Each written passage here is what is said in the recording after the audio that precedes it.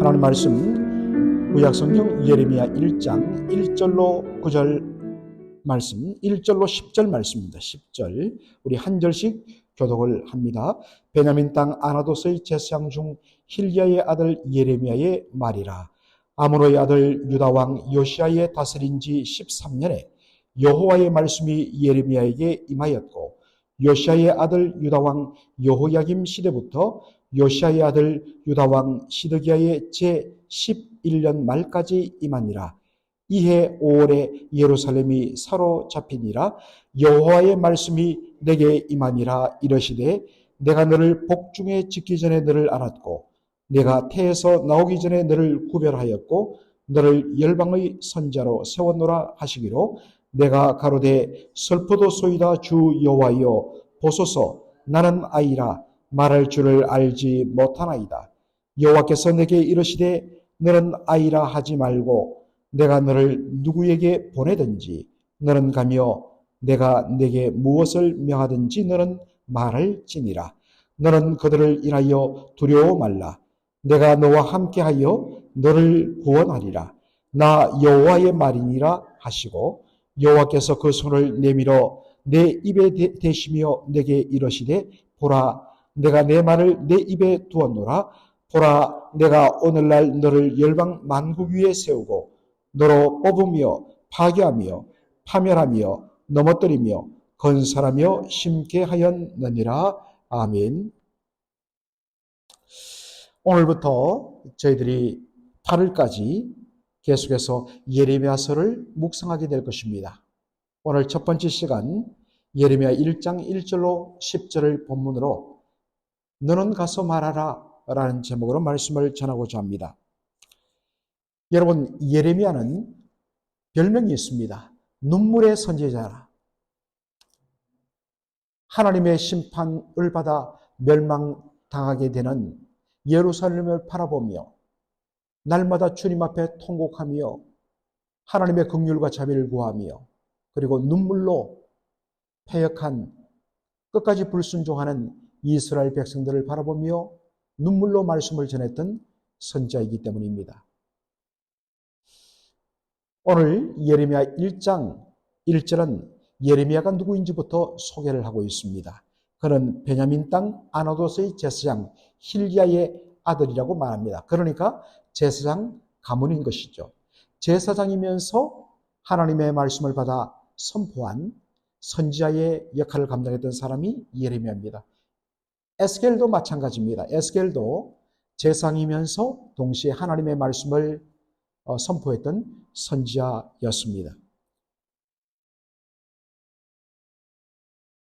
여호수아 21장 18절을 보면 제사장 집안에 제사장 가문에 가나안 땅 정복한 땅 중에서 도합 13개의 성읍을 줍니다. 그래서 제사장들이 바로 성막과 나중에는 이제 성전이 되겠지만 성막에서 하나님께 제사 직무를 수행한 후에 그들이 돌아와서 거주하게 되는 13개의 성읍 중에 하나가 바로 베냐민 지파 땅에 있었던 바로 아나돗이라는 것입니다. 이것이 여호수아 21장에 벌써 나옵니다. 그리고 예레미야 1장 2절로 3절에 보면 예레미야가 선지자로서 말씀을 전했던 활동 시기를 알려줍니다. 그가 처음 하나님의 말씀을 전했던, 다시 말해서 하나님께서 그에게 임하사 말씀을 주셨던 그 첫 번째 때는 요시야 왕 제13년이라고 되어 있습니다. 요시야 왕 제13년은 계산하면 BC 주전 626년이 되겠습니다. 그리고 그가 마지막까지 말씀을 전했던 때는 바로 시드기야 왕, 남왕국 유다의 마지막 왕이었던 시드기야 왕 11년, 이 11년 말에 예루살렘이 함락되고 남왕국 유다가 멸망당하면서 수많은 백성들이 바벨론의 포로로 끌려가게 되는 바로 그때가 주전 586년 남왕국 유다 왕 시드기야 제11년이 되는 것입니다. 그러니까 주전 626년부터 주전 586년까지 40년간 하나님의 말씀을 남왕국 유다 백성들에게 전했던 선지자가 예레미야였습니다. 그가 말씀을 전한 시기는 이미 우리가 짐작하는 대로 남왕국 유다의 바로 말기 때입니다. 한 왕국, 왕조가 패망 직전 말기가 되면 일종의 망국 현상이 나타나죠. 온갖 부정과 부패와 타락과 더군다나 하나님의 말씀의 관점에 보면 불순종과 우상 숭배로 가득 찼던 시대가 바로 남왕국 유다의 마지막 말기 때였습니다. 가장 불순종과 폐역이 극심하던 이 40년간 하나님의 말씀을 전했던 선지자가 예레미야였습니다. 여러분, 사람들이 타락과 폐역으로 그 심령이 돌덩이처럼 딱딱하게 굳어진 그 시대를 살면서 하나님의 말씀을 그들을 향하여 회개하라고 전하는 것은 대단히 어려운 일입니다.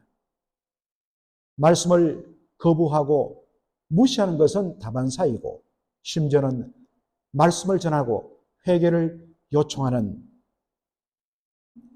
예레미야를 향하여서 죽이려고 여러 번 시도하는데 그 장면들이 예레미야서에 기록이 되어 있습니다. 그 누구에게도 전혀 환영받지 못하고 손가락질과 조롱과 침뱉음을 당하면서도 묵묵히 하나님의 말씀을 전했던 선지자가 예레미야였습니다. 오늘 본문은 예레미야가 젊은 시절에 하나님으로부터 말씀의 종, 선지자로서 부름받는, 소명받는 장면입니다. 하나님의 말씀이 어느 날 예레미야에게 임했는데 그 말씀의 내용이 뭐냐면 내가 너를 내 어머니의 모태에서 네가 시험받기 전부터 내가 너를 알았다. 내 어미의 배에서 태어나기 전부터 내가 너를 거룩하게 구별하였고 성별하였고 내가 이미 너의 어머니의 태중에서부터 너를 열국의 모든 나라 일에 말씀을 전하는 선지자로 내가 세웠다라고 말씀하십니다. 여러분, 여기에 내가 너를 알았다라는 말은 단순히 안다는 말이 아니라 두 가지 의미를 가집니다. 첫째는 사랑하다는 말이요, 또 하나는 선택했다는 말입니다. 하나님께서 예레미야를 이미 그 존재를 아시고 그를 하나님의 말씀을 담당할 선지자로 선택한 때는 언제였는가? 그 어머니의 태에서 시험받기 전이. 여러분, 이와 유사한 고백을 한 사람이 신약 성경에 나옵니다. 바로 바울이죠. 바울은 젊은 시절에 유대교에 열심히 해서 예수 믿는 자들을 극심하게 핍박했습니다. 그래서 예루살렘 교회를 완전히 파멸시켜서 사방에 뿔뿔이 흩어지게 하고 예수 믿는 사람들을 잡아다가 감옥에 가두고 스데반을 죽이는데 앞장섰던 인물이었습니다. 그런데 그가 바로 저 북쪽에 다마스커스에 예수 믿는 자들이 있다는 소리를 듣고 이놈들도 잡아서 내가 감옥에 넣어야겠다. 체포 영장을 발부받아서 잡으러 가던 다메섹으로 가던 도중에 길 가운데서 부활하신 예수님을 만나고 예수님으로부터 용서를 받고 그리고 무엇보다 예수님으로부터 이방인의 사도로 그가 바로 세움을 받습니다. 그런데 갈라디아서 1장을 보면 1장 13절 이하에 보면 바로 바울이 예레미야가 받았던 이 말씀을 그대로 인용하면서 자신을 하나님께서 바로 이방인의 사도로 택한 것이 언제 때냐? 그것은 바로 어머니의 뱃속에서 그가 지음받기 전부터 하나님께서 나를 택정하사 하나님의 복음을 전하는 사도가 되게 하셨다라고 이야기하고 있습니다. 여러분, 모태에서 지음받기 전은 어느 때입니까? 엄마 뱃속에 이제 요만한 핏덩어리가 하나 생길 때, 그때는 어떠한 선을 행하거나 악을 행하거나 어떠한 능력을 발휘하거나 아무것도 없을 때입니다. 바로 그때 하나님께서 예레미야를 하나님의 선자로 택하셨다라는 것입니다. 이것이 주는 의미는 무엇입니까? 하나님의 선택은 택함 받은 자의 어떠한 능력이나 재능이나 어떠한 선한 행위에 근거하여 선택되지 않는다는 것입니다. 아예 그런 것들이 있기 전, 모태에서 지음받기 전부터 하나님께서 내가 너를 알았다, 내가 너를 사랑하고 내가 너를 내 종으로 선택했다라는 것입니다. 이것은 하나님의 선택이 오직 부르시는 하나님의 주권으로 말미암아 된다는 것을 보여주기 위한 것입니다.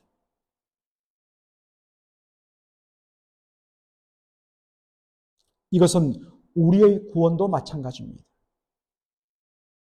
왜 하나님께서 창세전에 그리스도 안에서 우리를 택하셨는가? 그것은 창세전이라는 것은 어떤 것도 존재하기 전입니다. 그러므로 우리가 하나님의 백성으로 하나님의 자녀로 택함받고 구원받기로 예정받은 것은 전적인 하나님의 사랑과 그분의 기뻐하신 뜻에 근거하는 거지 우리의 어떠한 공로도 거기에 대상이 되지 않는 것입니다. 하나님께서 내가 너를 택하여 선자로 세웠다라는 말씀을 듣고서 예레미야가 하나님 앞에 탄식합니다. 주여, 저는 어린아이라. 말을 할 줄 모릅니다. 그런데 제가 어떻게 선지자 역할을 한단 말입니까? 라는 것입니다. 여러분, 그런데 여기 예레미야가 자신을 향해 말했던 저는 어린아이라 라는 이 말의 히브리어를 보면 청년이란 뜻입니다. 예레미야가 40년간 하나님의 말씀을 전했다 했을 때 적어도 그가 20살 초반, 20대 초반대에 하나님의 부르심을 받은 것으로 짐작이 됩니다.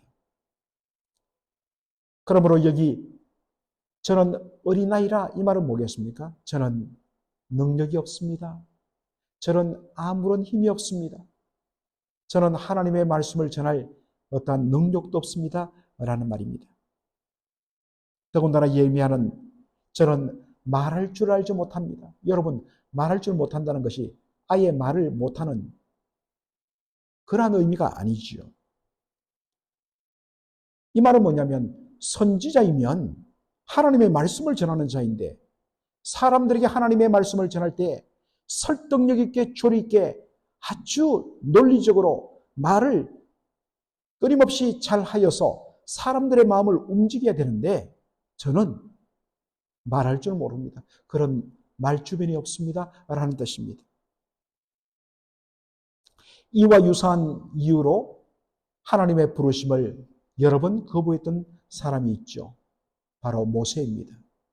하나님께서 호렙산에서 모세를 불렀을 때에 모세는 말합니다. 주여, 저는 입이 둔한 자입니다. 저는 말을 할 줄 모릅니다. 여기에 입이 둔하고 말할 줄 모른다는 말을 제가 한번 설명했지요.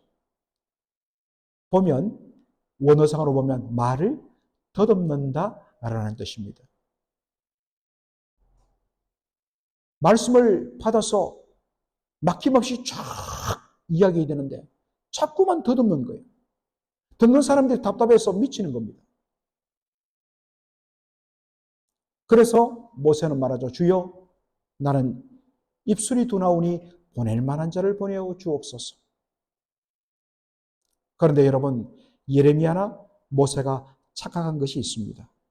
그것은 하나님의 말씀의 능력은 전하는 자들의 말의 솜씨와 전하는 자들의 설득력 있는 지혜에 좌우되지 않는다는 것입니다. 우리가 종종 착각을 합니다.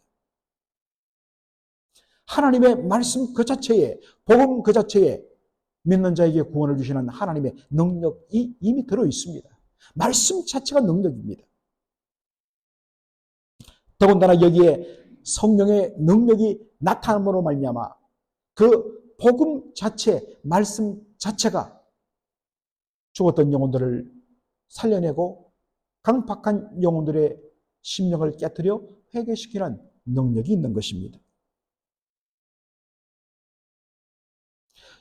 어떤 의미에서 예수 믿는 우리들은 선지자는 아니지만 모든 예수 믿는 사람들은 선지자적 바로 역할을 담당하고 있습니다. 그것은 다름 아닌 믿지 않는 자들에게 예수님의 복음을 전하는 일입니다. 복음을 전할 때 우리의 두려움이 뭐냐면 나는 말을 잘 못하는데, 나는 말을 조리 있게 못하는데, 그런데 어떻게 내 말을 듣고 저 사람이 복음을 받아들이고 설득되고 예수를 믿을 것인가? 여러분, 사람을 변화시키는 것은 사람의 말이 아닙니다. 아무리 말청산유수같이 해보십시오. 그 사람의 영혼을 바꾸는 것은 아닙니다. 오직 사람의 영혼을 바꾸는 것은 하나님의 말씀이고 그 말씀을 가지고 역사하시는 성령님 때문인 줄로 믿습니다. 전하는 사람의 말이 아닙니다. 우리는 다만 그것을 전달하는 소리에 불과할 뿐인 것입니다. 말을 더듬거리든 말 주변이 없든 그저 예수님 믿으십시오. 예수님이 구원이십니다. 단 한마디 속에 바로 말씀의 능력이 드러나 그 상대방이 주께로 돌아오게 할 줄로 믿습니다. 그러므로 여러분, 주님 입을 열어 말씀을 전할 수 있는 담대함을 허락하여 주시옵소서. 그렇게 기도하시는 저와 여러분 되기를 주의 이름으로 축원합니다. 아멘. 살아계신 우리 아버지 하나님, 은혜와 사랑을 감사드립니다. 오늘 우리 주님께서 참으로 예레미야 1장부터 시작하면서 이제 거의 한 달 반 이상 예레미야를 묵상하게 될 텐데, 아버지 하나님, 오늘 1장에 하나님께서 예레미야를 부르시는 장면을 살펴보게 하여 주신 것 감사합니다. 예레미야가 선자로 부름받고 택함받은 때는 바로 그 어머니의 해에서 치엄받기 전에였다는 것을 보게 됩니다. 이것은 하나님의 선택하심이 우리 사람의 어떠한 능력이나 행위에 있지 않고 오직 부르시는 하나님의 주권에 있음을 보여주는 것임을 고백합니다.